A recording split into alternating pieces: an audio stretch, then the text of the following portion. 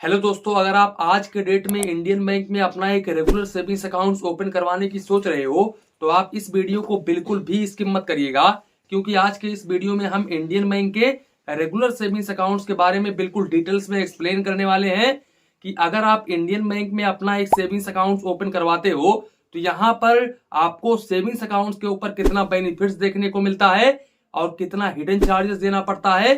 साथ ही साथ आप जाते हो इंडियन बैंक के किसी भी ब्रांच में तो भाई वहां पर उनके कर्मचारियों का व्यवहार आपके प्रति किस तरीके का होता है, बिल्कुल डिटेल्स में हम बात करने वाले हैं। तो वीडियो को बिल्कुल भी स्किप मत करिएगा।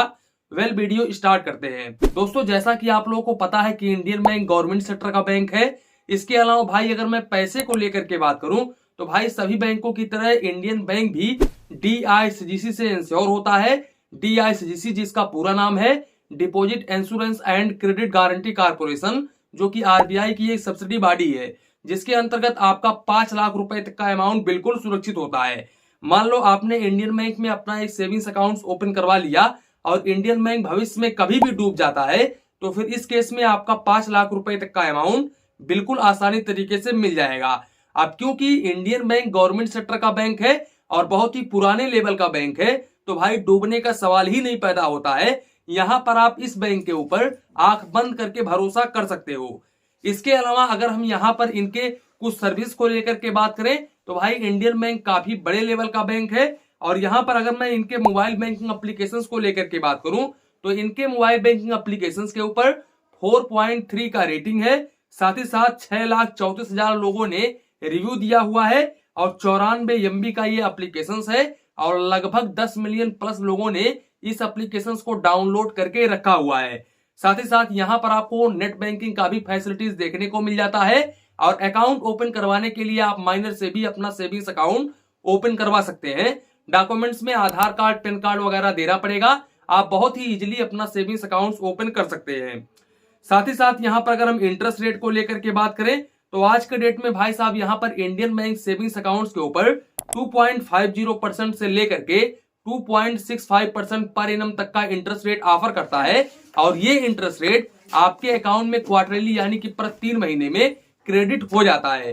दोस्तों, जानकारी के लिए हम आप लोगों को बता दें कि अगर आप आज के डेट में इंडियन बैंक में अपना एक सेविंग्स अकाउंट ओपन करवाने के लिए जाओगे ना तो भाई इनके कर्मचारी सीधे बोलेंगे कि आप रेगुलर सेविंग्स अकाउंट ओपन मत करवाइए, आप कोई और सेविंग्स अकाउंट ओपन करवा लीजिए। या फिर ये लोग ये भी पूछ सकते हैं कि आप किस कंपनी में जॉब वगैरह करते हैं, फिर उसी अकॉर्डिंग आपका सेविंग्स अकाउंट ओपन करके दे देंगे।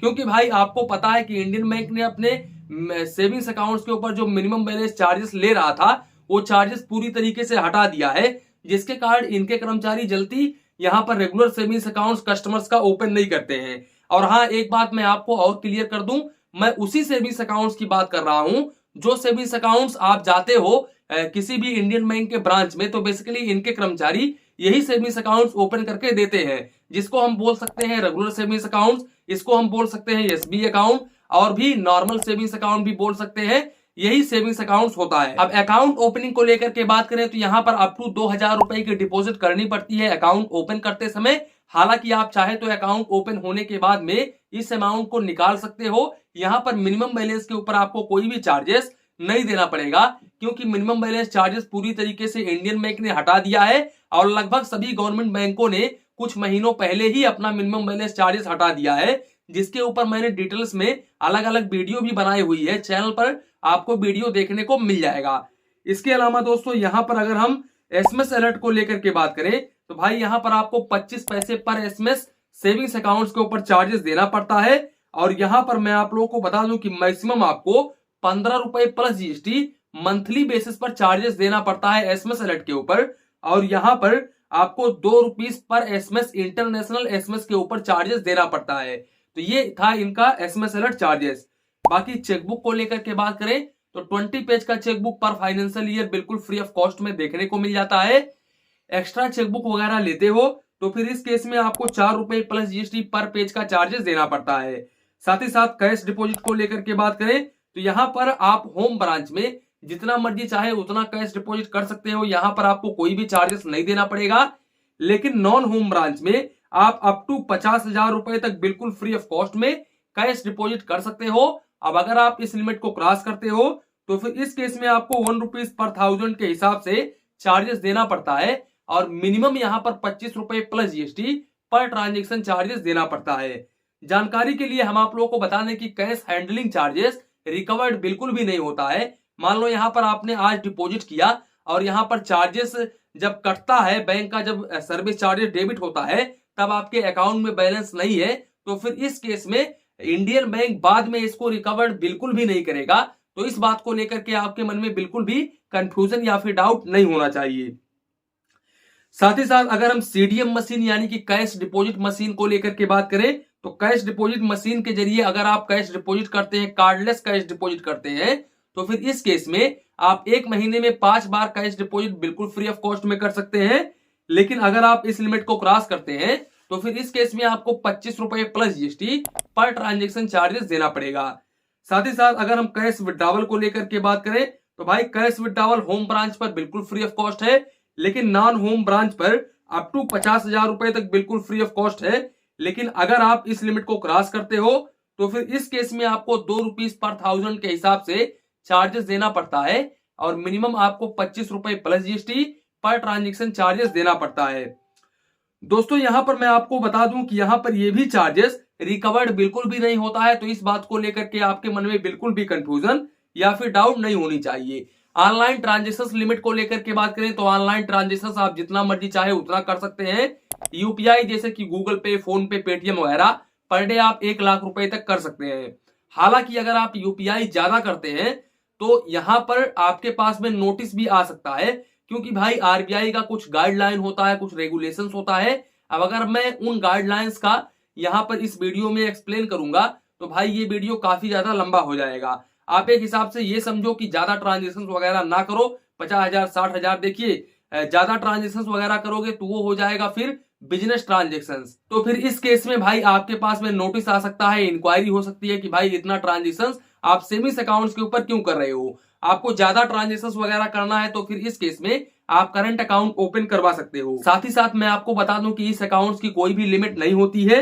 इसके अलावा ईसीएस रिटर्न चार्जेस को लेकर के बात करें तो अगर आपके सेविंग्स अकाउंट्स के ऊपर ईसीएस वगैरह लगा हुआ है और किसी कारणवश यहाँ पर ईसीएस रिटर्न हो जाता है तो फिर इस केस में आपको मैक्सिमम 500 रुपए प्लस जीएसटी चार्जेस देना पड़ता है। अब वो डिपेंड करता है कि आपका कितना ईसीएस रिटर्न हुआ है, उसी के अकॉर्डिंग आपको चार्जेस देना पड़ता है। डीडी वगैरह को लेकर के बात करें, जैसे कि डिमांड ड्राफ्ट वगैरह इशू करवाते हो तो यहाँ पर अप टू 10,000 रुपए के ऊपर आपको 50 रुपए plus GST per transaction charges देना पड़ता है। हालांकि इससे ऊपर अगर आप इशू करवाते हो तो फिर और भी चार्जेस है, लेकिन मैं ज्यादा डिटेल्स में अंदर जाऊंगा तो फिर भाई ये वीडियो काफी ज्यादा लंबा हो जाएगा।